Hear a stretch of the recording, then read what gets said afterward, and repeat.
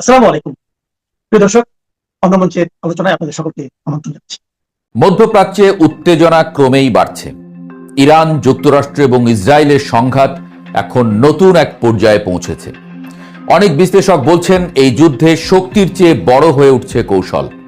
মাত্র ৩৫ লাখ টাকার Shahed drone ব্যবহার করে ইরান এমন এক পরিস্থিতি তৈরি করছে যেখানে সেই ড্রোন ধ্বংস করতে আমেরিকা এবং ইসরায়েলকে খরচ করতে হচ্ছে শত কোটি টাকা মূল্যের মিসাইল। রাডার বিভ্রান্ত করতে কৃত্রিম এয়ারক্রাফট, শত শত ছোট আক্রমণ, নতুন ধরনের ড্রোন, সব মিলিয়ে যুদ্ধের নতুন সমীকরণ তৈরি করছে তেহরান। একই সঙ্গে রাজনৈতিক দিক থেকেও পরিস্থিতি বদলে যাচ্ছে বলে মনে হচ্ছে।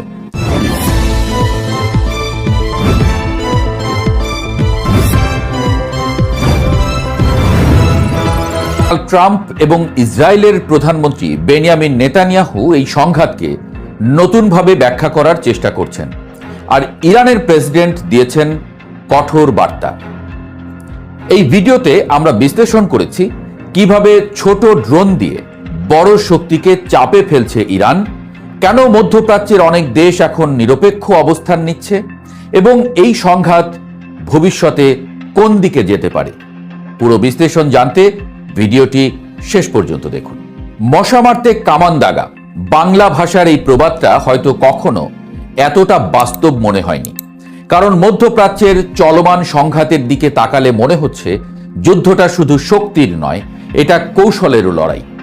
একদিকে বিশ্বের সবচেয়ে শক্তিশালী সামরিক জোট আমেরিকা এবং ইসরায়েল, অন্যদিকে ইরান, যে দেশটিকে বহু বছর ধরেই নানা নিষেধাজ্ঞা আর চাপের মধ্যে থাকতে হয়েছে, কিন্তু যুদ্ধের মাঠে এখন এক অদ্ভুত সমীকরণ তৈরি করেছে সেই দেশটি। যেখানে ইরানের একটি শাহেদ ড্রোনের দাম মাত্র প্রায় ৩৫ লাখ টাকা, সেখানে সেই ড্রোন ভূপাতিত করতে আমেরিকা বা ইসরায়েলকে খরচ করতে হচ্ছে প্রায় ৩০০ কোটি টাকার মিসাইল। ভাবুন একবার, একটা সস্তা ড্রোন ধ্বংস করতে শতগুণ বেশি খরচ, আর এখানেই যেন শুরু হয়েছে যুদ্ধের নতুন হিসাব। ইরানের চারপাশে আমেরিকা এবং ইসরায়েল বহু আগেই তাদের সামরিক ঘাঁটি এবং উন্নত রাডার সিস্টেম বসিয়ে রেখেছে। এই রাডারগুলো অত্যন্ত সংবেদনশীল এবং স্বয়ংক্রিয়, অর্থাৎ আকাশে কোনো সন্দেহজনক বস্তু ধরা পড়লেই তা ধ্বংস করার জন্য দ্রুত মিসাইল ছোড়া হয়। সমালোচকদের মতে এই ব্যবস্থার সুযোগই নিচ্ছে ইরান। ধরা যাক আকাশে খুব ছোট কোনো বস্তু দেখা গেল, তা ড্রোন হতে পারে, আবার কোনো বিভ্রান্তিকর বস্তু বা এমনকি ছোট বিস্ফোরকও হতে পারে, কিন্তু রাডার সেটিকে হুমকি হিসেবে শনাক্ত করলে তা ধ্বংস করতে একসঙ্গে ছুটে যায় ৪ বা ৫টি মিসাইল। ফলে কি হচ্ছে? একদিকে সস্তা আক্রমণাত্মক ডিভাইস, অন্যদিকে অত্যন্ত ব্যয়বহুল প্রতিরক্ষা ব্যবস্থা। এভাবে ধীরে ধীরে প্রতিপক্ষের অস্ত্র ভাণ্ডার খালি করে দেওয়ার চেষ্টা করছে ইরান, এমনটাই দাবি করছেন অনেক সমর বিশ্লেষক। শুধু ড্রোনই নয়, ইরান নাকি এখন ব্যবহার করছে কৃত্রিম ত্রিমাত্রিক এয়ারক্রাফট বা ডিকয়। এই প্রযুক্তি এমনভাবে তৈরি করা হয় যাতে রাডারে সেটি আসল যুদ্ধ বিমানের মতো দেখায়। ফলে শত্রুপক্ষ বিভ্রান্ত হয়ে যায়, কোনটা আসল হামলা আর কোনটা ধোঁকা তা বোঝা কঠিন হয়ে পড়ে। যুদ্ধের এই মনস্তাত্ত্বিক কৌশলকে অনেকে বলছেন ডিকয় ওভারলোড স্ট্র্যাটেজি, অর্থাৎ শত্রুপক্ষকে এত বেশি লক্ষ্যবস্তু দেখানো হবে যে তাদের প্রতিরক্ষা ব্যবস্থা চাপের মুখে পড়ে যাবে। এই যুদ্ধ শুধু সামরিক ক্ষেত্রেই সীমাবদ্ধ নেই, এর প্রভাব পড়েছে মধ্যপ্রাচ্যের রাজনীতিতেও। একসময় অনেক আরব দেশ প্রকাশ্যে ইরানের বিরুদ্ধে অবস্থান নিত, কিন্তু সাম্প্রতিক পরিস্থিতিতে কিছু দেশ স্পষ্ট করে জানিয়েছে তাদের ভূখণ্ডে থাকা মার্কিন ঘাঁটি ইরানের বিরুদ্ধে হামলার জন্য ব্যবহার করতে দেওয়া হবে না। এর ফলে কৌশলগতভাবে একটি বড় পরিবর্তন ঘটে গেছে, কারণ মধ্যপ্রাচ্যে মার্কিন সামরিক উপস্থিতির বড় অংশই নির্ভর করে আঞ্চলিক ঘাঁটির উপরে। যদি সেই ঘাঁটিগুলোর ব্যবহার সীমিত হয়ে যায়, তাহলে যুদ্ধের কৌশলও বদলে যেতে পারে। ধর্মযুদ্ধের বক্তব্য হলো এই সংঘাতের আরেকটি দিক, আরেকটি রাজনৈতিক ভাষ্য। মার্কিন প্রেসিডেন্ট ডোনাল্ড ট্রাম্প এবং ইসরায়েলের প্রধানমন্ত্রী বেনিয়ামিন নেতানিয়াহু দুজনই মাঝে মাঝে এই সংঘাতকে আদর্শিক বা ধর্মীয় লড়াই হিসেবে তুলে ধরছেন বলে সমালোচনা রয়েছে। সমালোচকদের মতে এর মাধ্যমে তারা নিজেদের জনগণের সমর্থন ধরে রাখার চেষ্টা করছেন। কিন্তু এই ভাষ্য আবার মধ্যপ্রাচ্যের মুসলিম দেশগুলোর মধ্যে ভিন্ন প্রতিক্রিয়া তৈরি করেছে। ফলে যুদ্ধের সামরিক দিকের পাশাপাশি কূটনৈতিক সমীকরণও দ্রুত বদলে যাচ্ছে। অন্যদিকে তেহরান থেকেও আসছে কঠোর বার্তা। ইরানের প্রেসিডেন্ট মাসুদ পেজেশকিয়ান স্পষ্ট করে বলেছেন, ইরান কোনো শক্তির কাছে আত্মসমর্পণ করবে না। তিনি বলেছেন, দেশের সার্বভৌমত্ব রক্ষার জন্য শেষ পর্যন্ত লড়াই চালিয়ে যাবে তেহরান। তবে একই সঙ্গে তিনি একটি কূটনৈতিক বার্তাও দিয়েছেন। সাম্প্রতিক হামলায় প্রতিবেশী কয়েকটি দেশের ক্ষয়ক্ষতির জন্য তিনি দুঃখ প্রকাশ করেছেন এবং বলেছেন, ইরানের লক্ষ্য কখনোই প্রতিবেশী দেশগুলোর ক্ষতি করা নয়। এই বক্তব্য আন্তর্জাতিক পর্যবেক্ষকদের কাছে গুরুত্বপূর্ণ মনে হয়েছে, কারণ এর মাধ্যমে একদিকে কঠোর অবস্থান, অন্যদিকে কূটনৈতিক বার্তা দুইটিই তুলে ধরা হয়েছে। এদিকে ইরান তাদের ড্রোন প্রযুক্তিও উন্নত করছে। নতুন এক ধরনের ড্রোন হাডিড 110 নিয়ে আলোচনা শুরু হয়েছে। এই ড্রোনের বিশেষ বৈশিষ্ট্য হলো এটি দ্রুত দিক পরিবর্তন করতে পারে এবং রাডারকে ফাঁকি দেওয়ার ক্ষমতাও রয়েছে। ফলে প্রতিরক্ষা ব্যবস্থা ভেদ করে শত্রুর আকাশ সীমায় প্রবেশ করা তুলনামূলক সহজ হয়ে যায়। এমনকি কিছু প্রতিবেদনে দাবি করা হয়েছে, ইরানের হামলায় কিছু উন্নত রাডার সিস্টেমও ক্ষতিগ্রস্ত হয়েছে। সব মিলিয়ে এই যুদ্ধ এখন শুধু শক্তির নয়, কৌশলেরও লড়াই। একদিকে অত্যন্ত উন্নত প্রযুক্তি এবং ব্যয়বহুল প্রতিরক্ষা ব্যবস্থা, অন্যদিকে তুলনামূলক সস্তা কিন্তু কৌশলী আক্রমণাত্মক প্রযুক্তি। এই অসম যুদ্ধই অনেক বিশ্লেষকের মতে মধ্যপ্রাচ্যের সংঘাতের নতুন বাস্তবতা তৈরি করছে। শেষ প্রশ্ন, এই যুদ্ধ কি সত্যিই ইরানের কৌশলগত সাফল্যের দিকে যাচ্ছে, নাকি দীর্ঘমেয়াদে সুপার পাওয়ারদের সামরিক শক্তি শেষ পর্যন্ত প্রাধান্য পাবে? উত্তর দেওয়া কঠিন হলেও একটি বিষয় পরিষ্কার, মধ্যপ্রাচ্যের আকাশে এখন যে যুদ্ধ চলছে তা শুধু মিসাইল আর ড্রোনের নয়, এটা ভবিষ্যতের যুদ্ধের নতুন কৌশলের পরীক্ষাগারও। তবে এও সত্য যে ইরান এখন আমেরিকা এবং ইসরায়েলের গলার কাঁটায় পরিণত হয়েছে। দর্শক, এই মুহূর্তের আলাপে আপনাদের স্বাগত জানাচ্ছি। এই মুহূর্তে কথা বলতে চাই মধ্যপ্রাচ্য প্রসঙ্গ নিয়ে। ইরান আমেরিকা যুদ্ধ, এক সপ্তাহ পর কোথায় দাঁড়িয়ে মধ্যপ্রাচ্য, আমরা এই জিনিসটা একটু বুঝবার চেষ্টা করব, কারণ মধ্যপ্রাচ্যের যুদ্ধের উপর এখন ডিপেন্ড করছে সারা পৃথিবীর শান্তি স্থিতিশীলতা। একই সাথে আমরা বাংলাদেশের মানুষ হিসেবে আমরাও এর বাইরে নয়, ইতিমধ্যে সংকট শুরু হয়ে গেছে। আপনি রাস্তায় বের হলে সংকটের আঁচ হয়তো কিছুটা পাচ্ছেন। এই জন্য মধ্যপ্রাচ্যের যুদ্ধ আসলে কোন দিকে যাচ্ছে সেই আপডেট খবরটা আমাদের একটু জানা দরকার। আপনি আমি মিলিয়ে আমরা এই মুহূর্তে একটু বুঝবার চেষ্টা করব যে এই যুদ্ধে পরিণতি বা এই যুদ্ধটা আসলে কোন দিকে মোড় নিচ্ছে। মধ্যপ্রাচ্যের ভূ রাজনৈতিক মানচিত্র কি চিরতরে বদলে যাচ্ছে? গত এক সপ্তাহের বিধ্বংসী সহিংসতা আর পাল্টাপাল্টি হামলার পর আজ বিশ্বজুড়ে একটি প্রশ্ন, ইরান যুদ্ধ শেষ পর্যন্ত কোথায় গিয়ে থামবে? গত 7 দিনে আমরা যা দেখেছি তাতে স্পষ্ট যে যুক্তরাষ্ট্রের কিছু লক্ষ্য হয়তো অর্জনের কাছাকাছি পৌঁছেছে, কিন্তু কিছু লক্ষ্য এখনো অনেকটাই কল্পনা প্রসূত রয়ে গেছে। সিএনএন এর সাম্প্রতিক বিশ্লেষণ বলছে যুদ্ধের এই দাবানল এখনই থামার কোনো লক্ষণ নেই।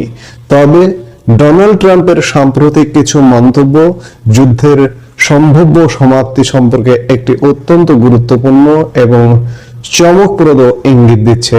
শুধু সিএনএন নয়, আপনি রয়টার্স বলুন, আল জাজিরা বলুন বা বিশ্বের নামি দামি সংবাদ মাধ্যমগুলো বিশ্লেষণ করলে দেখবেন যে যুদ্ধ আসলে যে অবস্থায়, আজকের পরিস্থিতি যদি বলেন যে অবস্থায় দাঁড়িয়ে আছে, এটি এখনো থামার লক্ষণ নেই।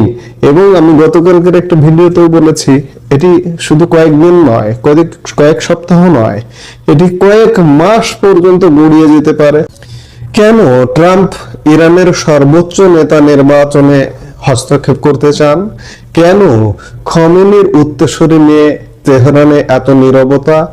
আর এই যুদ্ধ কি সত্যিই একটি রাজনৈতিক সমঝোতার দিকে যাচ্ছে, নাকি আরো কোনো বড় ধ্বংসযজ্ঞের পূর্বাভাস দিচ্ছে?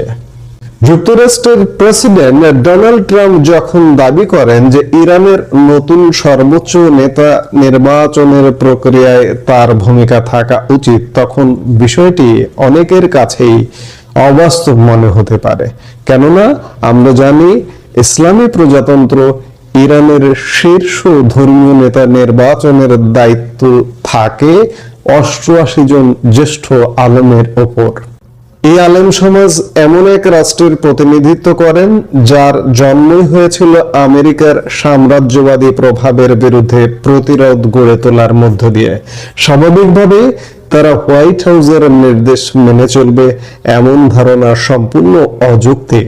তাহলে ট্রাম্প কেন এমন কথা বললেন? ট্রাম্পের এই দাবি এবং বিশেষ করে আয়াতুল্লাহ আলী খামেনির ছেলে মুজতবা খামেনিকে উত্তরসূরি হিসেবে না চাওয়ার পেছনে দুটি বড় কৌশল কাজ করছে। প্রথমত, ট্রাম্পের মনে হচ্ছে এখানে ভেনেজুয়েলা মডেল কাজ করতে পারে। এর মানে হলো সরাসরি সরকার পরিবর্তন না করে প্রচন্ড সামরিক এবং অর্থনৈতিক চাপ তৈরি করে বর্তমান সরকারকে নিজেদের শর্ত মানতে বা বদলে যেতে বাধ্য করা। কিন্তু বাস্তবতা হলো ইরান ভেনেজুয়েলা নয়। ইরান একটি কঠোর, আক্রমণাত্মক এবং ভারী অস্ত্র সজ্জিত রাষ্ট্র। গত এক সপ্তাহ ধরে তারা উপসাগরীয় অঞ্চলে ব্যাপক হামলা চালিয়ে নিজেদের শক্তি প্রদর্শন করছে। এমনকি কদিন আগেই নিজেদের বহু সংখ্যক নাগরিককে হত্যার মাধ্যমে তারা দেখিয়েছে যে তারা কতটা কঠোর হতে পারে। ফলে নিকোলাস মাদুরোর তেল নির্ভর দুর্নীতিগ্রস্ত শাসন ব্যবস্থার মতো ইরানকে পতন ঘটানো এতটা সহজ নয়। তবুও ট্রাম্পের এই আকাঙ্ক্ষা যুদ্ধের গতিপথের একটি স্পষ্ট সংকেত দেয়। দ্বিতীয় যে বিষয়টি সামনে আসছে তা হলো রাজনৈতিক সমঝোতার ইঙ্গিত। ইরানের অভ্যন্তরেও কি ফাটল ধরছে? গতকাল শুক্রবার সকালে ইরানের তুলনামূলক মধ্যপন্থী প্রেসিডেন্ট মাসুদ পেজেকশিয়ান মধ্যস্থতার সম্ভাবনার কথা বলেছেন। এমনকি গত বুধবার ইরানের পররাষ্ট্রমন্ত্রী কাতার এবং ফ্রান্সের সাথে টেলিফোনে কথা বলেছেন। কিন্তু বিস্ময়কর বিষয় হলো এই আলোচনার কয়েক ঘন্টা পরেই ইরানের ক্ষেপণাস্ত্র আবার দোহার মাটিতে আঘাত আনে। এ থেকে কি বোঝা যায়? বিশ্লেষকরা বলছেন এটি প্রমাণ করে যে তেহরানের ভেতরে রণকৌশল নিয়ে চরম মতপার্থক্য রয়েছে। এক পক্ষ যখন কূটনীতির কথা বলছে, অন্য পক্ষ তখন সামরিক হামলার মাধ্যমে নিজেদের অস্তিত্ব জানান দিচ্ছে। এদিকে প্রেসিডেন্ট ট্রাম্পের অবস্থানও রহস্যময়।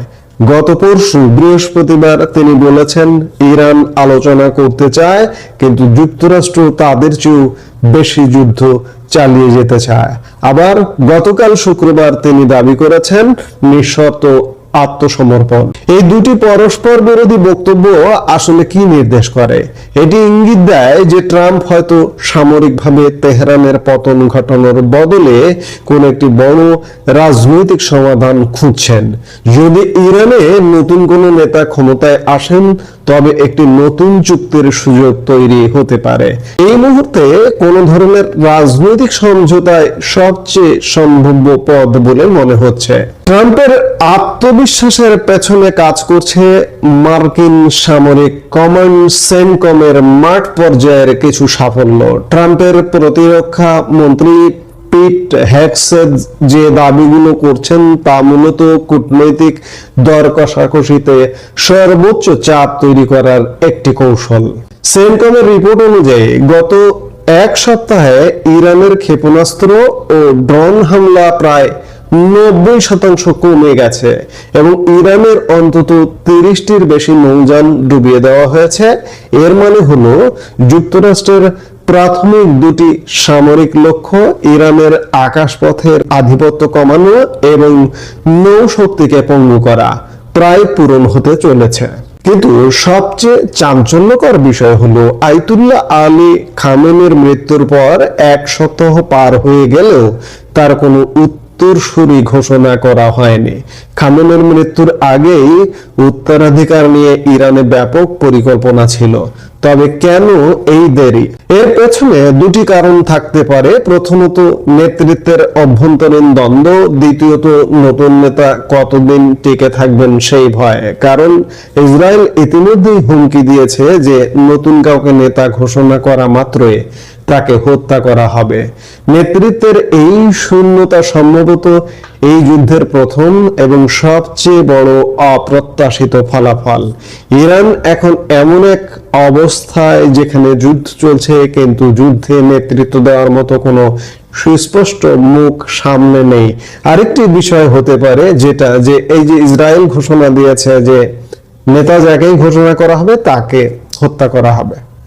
এই কারণেই হয়তো ইরান তাদের ভেতরে অভ্যন্তরীণ ভাবে তারা একজনকে নেতা মানছেন, কিন্তু তারা প্রকাশ্যে ঘোষণা দিচ্ছেন না। ঘোষণা দিলে যদি আবারও আয়াতুল্লাহ খামেনির মতো হত্যা করা হয়, এটিও একটা কারণ হতে পারে। এই যুদ্ধের মধ্যে আরেকটি বড় শক্তি হলো ইসরায়েল। তারা লেবাননের হিজবুল্লাহর বিরুদ্ধে যে অভাবনীয় গতিতে অভিযান চালাচ্ছে তা যুক্তরাষ্ট্রের প্রাথমিক পরিকল্পনার অংশ ছিল কিনা তা নিয়ে বিতর্ক আছে। অভিযান ঘোষণার মাত্র 72 ঘন্টার মধ্যে ইসরায়েল বিশাল এলাকা খালি করার নির্দেশ দিয়েছে। তারা চায় তাদের দীর্ঘদিনের শত্রু হিজবুল্লাহকে পুরোপুরি নিরস্ত্র করতে। এই পরিস্থিতি যুদ্ধকে কয়েক মাসের স্থল যুদ্ধে রূপ দিতে পারে, অথবা আগের বছরের মতো প্রতিদিনের বিমান হামলার অবস্থায় ফিরিয়ে নিতে পারে। ইসরায়েলের এই নিজস্ব এজেন্ডা এবং উত্তর সীমান্তে অভিযান একটি ভিন্ন গতিশীলতা তৈরি করেছে। এর ফলে ইসরায়েল এখন কোন আঞ্চলিক যুদ্ধবিরতিতে আগের চেয়ে কম আগ্রহী হতে পারে। অন্যদিকে ইরানও জমে যাওয়ার পাত্র নয়। তারা উপসাগরীয় দেশগুলোতে হামলা চালিয়ে যাচ্ছে এটা বোঝাতে যে তারা এখনো পরাজিত হয়নি। ইরানের সামরিক কট্টরপন্থীরা চাইছে যুক্তরাষ্ট্র ও তার মিত্ররাই যেন আগে পিছু হাঁটে। ইরানের জন্য এটি এখন স্রেফ একটি যুদ্ধ নয়, বরং এটি তাদের অস্তিত্বের লড়াই। বর্তমান এই যুদ্ধের প্রযুক্তি কত উন্নত তা কল্পনা করা যায়। কৃত্রিম বুদ্ধিমত্তা নির্ভর টার্গেট লিস্ট এবং উন্নত বিমান শক্তির কারণে যুক্তরাষ্ট্র মাত্র 1 সপ্তাহে এমন সাফল্য পেয়েছে যা 23 বছর আগে ইরাক যুদ্ধে অর্জন করতে মাসের পর মাস লেগে যেত। এতে বোঝা যায় যে পৃথিবীতে যে আগে বছরের পর বছর মাসের পর মাস যে যুদ্ধগুলো হতো, সেটি থেকে হয়তো আধুনিক প্রযুক্তির সমন্বয়ে এআই যুগে যুদ্ধ সংক্ষিপ্ত হয়ে এসছে। গত বছর জুন মাসে 12 দিনের ইসরায়েল ইরান যুদ্ধ হয়েছে। এবার এই জায়গাটা মনে হয় একটু স্বস্তির জায়গা যে যুদ্ধটা হয়তো সীমিত হয়ে আসবে। কিন্তু প্রযুক্তির উন্নতি হলেও বিশৃঙ্খলার নিয়ম বদলায়নি। 2003 সালে মার্কিন প্রতিরক্ষা মন্ত্রী ডোনাল্ড রামসফেল্ড বলেছিলেন ইরাক যুদ্ধ হয়তো 6 দিন বা 6 সপ্তাহ চলবে, কিন্তু সেই যুদ্ধ স্থায়ী হয়েছিল দীর্ঘ 8 বছর। যুক্তরাষ্ট্র তখন ভেবেছিল ইরাকি জনগণ তাদের শাসকদের বিরুদ্ধে বিদ্রোহ করবে, কিন্তু বাস্তবে তারা মার্কিন সেনাদের তাড়াতেই বিদ্রোহ শুরু করেছিল।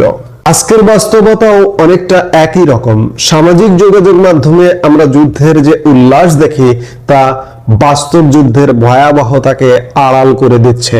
কিন্তু এই যুদ্ধ যদি দীর্ঘায়িত হয় তবে বিশ্ব জুড়ে যে অর্থনৈতিক অস্থিরতা তৈরি হবে তা ট্রাম্পের ওপরও বিশাল চাপ সৃষ্টি করবে।